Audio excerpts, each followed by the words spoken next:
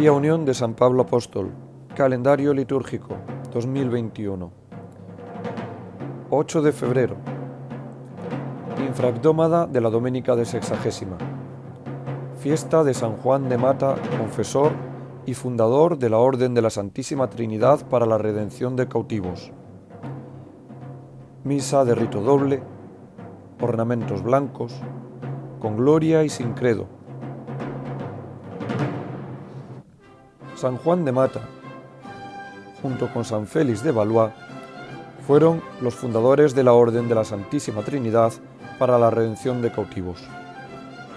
Son contemporáneos de San Francisco de Asís y Santo Domingo de Guzmán, hijos de aquel gran siglo en el que el concepto cristiano de la sociedad llegaba a su máximo esplendor y la fe bullía pujante en las almas.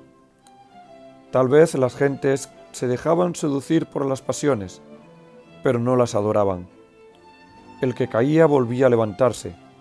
Se hacía el mal, pero no se tomaba por bien. Cada cosa tenía su nombre.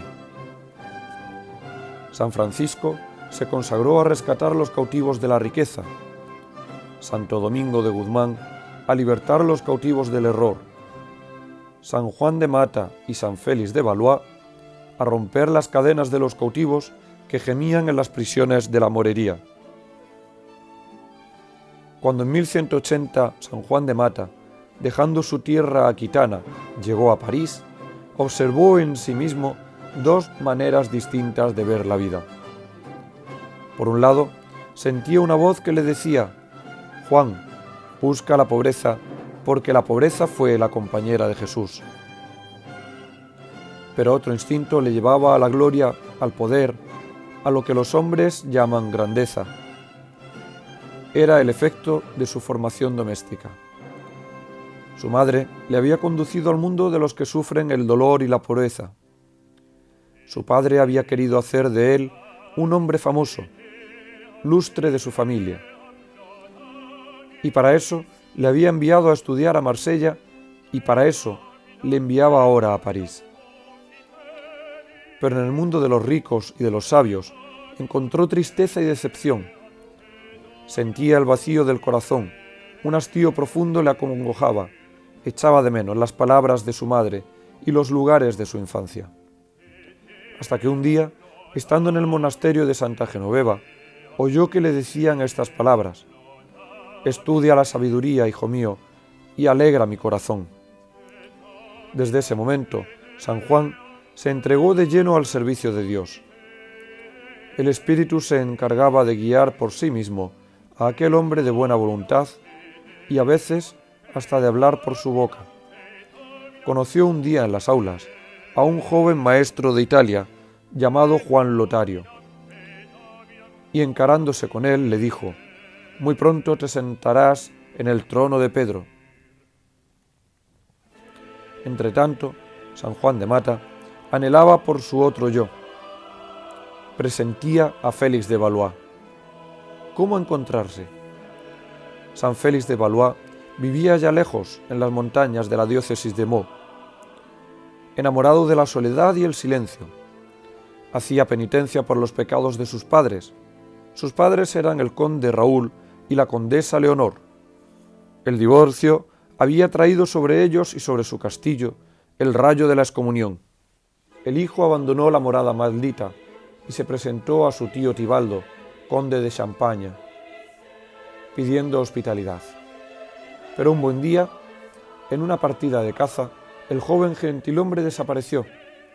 Buscáronle por los bosques y los ríos, en el llano y en la montaña, hasta que todos quedaron convencidos de que se había matado cayendo en algún precipicio y notificaron su muerte. Efectivamente, había muerto al mundo, había nacido a una vida nueva. Un anacoreta que se encontró en la soledad fue el que le introdujo en aquella nueva existencia de maravillas, para él inéditas. Fue su guía, su confidente, el que, ignorante de las cosas exteriores, le dio a conocer el misterio de las interiores.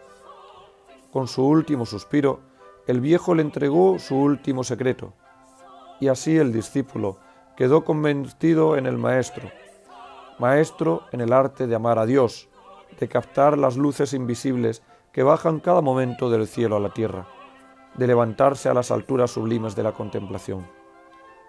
Poco a poco, entre sus éxtasis y sus penitencias, una idea fija empezó a brotar en su espíritu.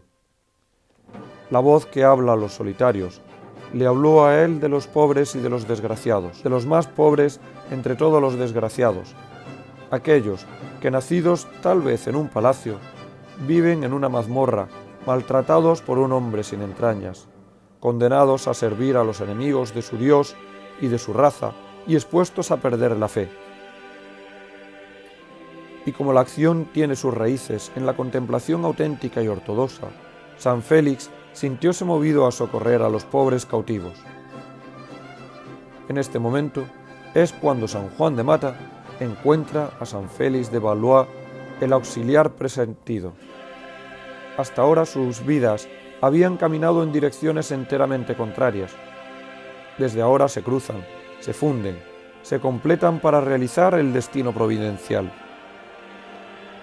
Nada parecía llamar a uno ni a otro hacia el bosque de Meaux, y sin embargo allí fue el encuentro, y el encuentro fue el punto de partida de la obra común. El recién venido fue el primero en hablar al veterano del silencio. Después, el uno se contó al otro su vida, y de aquel relato nació en cada uno de ellos el desprecio más profundo de sí mismo y la admiración más alta del compañero. Convinieron en vivir juntos, juzgando cada uno, con ese egoísmo inverso de los santos, que el provecho de la convivencia era para sí.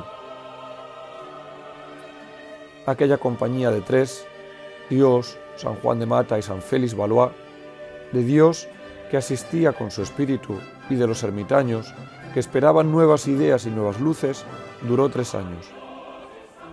El hombre que durante este tiempo hubiese asistido a sus oraciones y conversiones se hubiera llenado de sabiduría.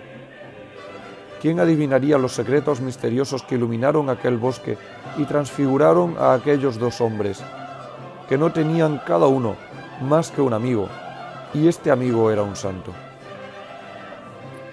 Un día, en medio de los arrebatos de la oración, vieron un ciervo blanco que iba a apagar su sed en la fuente vecina.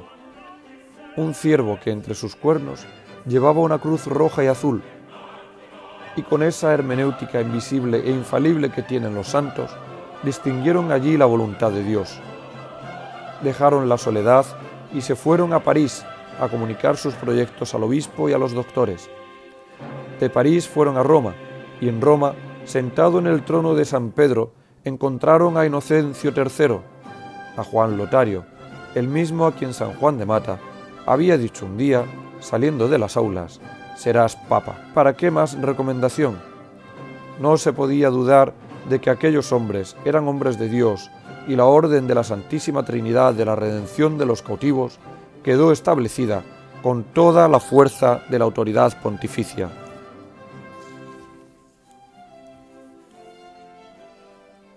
Era aquel el tiempo heroico de las cruzadas.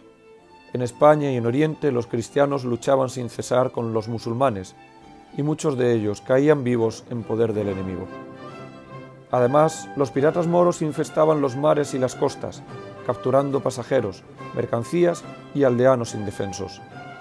En Túnez, en Marruecos, en Trípoli, en Egipto y en Siria, las prisiones públicas y los sótanos de las casas estaban llenos de cristianos que se hacinaban unos contra otros, mal vestidos y peor alimentados. Para responder a las eventualidades de esta terrible situación, organizó su orden San Juan de Mata con una sabiduría divina. A los pocos meses llegaban a Europa los primeros redentores con su botín precioso, 186 esclavos redimidos. La procesión recorrió las calles de Marsella dando gracias a Dios. Parecían sombras venidas del otro mundo. Iban de 2 en 2, con vestido rojo oscuro, los rostros escuálidos, las frentes cubiertas de cicatrices, y en las manos huesadas las huellas de los hierros. El mismo San Juan fue a Túnez mientras su compañero terminaba la constitución de la orden. Aquí había que formar a los novicios, fundar casas, pedir limosna para la redención, cuidar a los redimidos y procurarles remedios de existencia. Allá Era preciso tratar con los emires, discutir con los ulemas, regatear con los carceleros y habérselas con las turbas alborotadas. San Juan de Mata conoció también la violencia de los azotes, las pedradas de los fanáticos y las hediondeces de la mazmorra. La narración de lejanas desventuras palidece siempre a la vista de los males presentes. Ahora llegaba a comprender toda la espantosa miseria de aquellas piltrafas humanas que se amontonaban en la oscuridad. Llegó el oro de Europa. Detrás de él salieron otros 100 cautivos, los más desgraciados de todos. El populacho se agitaba al verles subir al barco. «Adiós, cadena», decían ellos en el paroxismo de la felicidad. Pero la chusma les asalta, les arranca el timón, les derriba los mástiles, les rasga las velas y les rompe los remos. No importa, San Juan arranca de sus hombros el manto blanco, le iza en un palo y levantando el crucifijo invoca a la estrella del mar.